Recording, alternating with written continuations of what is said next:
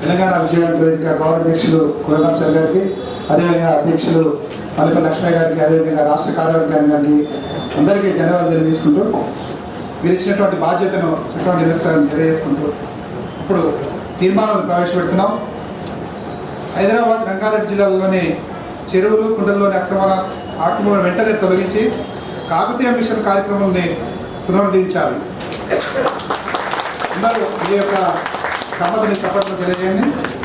ఆంధ్ర పారిశ్రామిక పెట్టుబడిదారులు ఆక్రమించిన భూములను బేషరతుగా ప్రభుత్వం స్వాధీనం చేసుకోవాలి.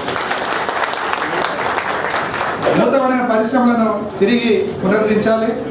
అదేవిధంగా DVR బిల్లును ప్రభుత్వం స్వాధీనపరుచుకొని అందులోని కార్మికుల బైకాలను ప్రభుత్వము చెల్లించి ఆదుకోవాలి.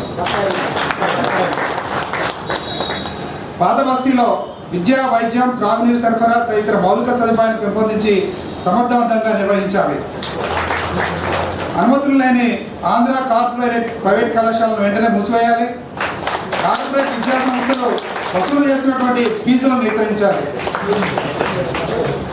నగరంలో ఉన్న ప్రభుత్వ ఆసుపత్రులకు వనరులను పెంచి ఆధునీకరించాలి. ఆంధ్ర కార్పొరేట్ ఆసుపత్రులను ఆరోగ్యశ్రీ నిధులను తగ్గించాలి.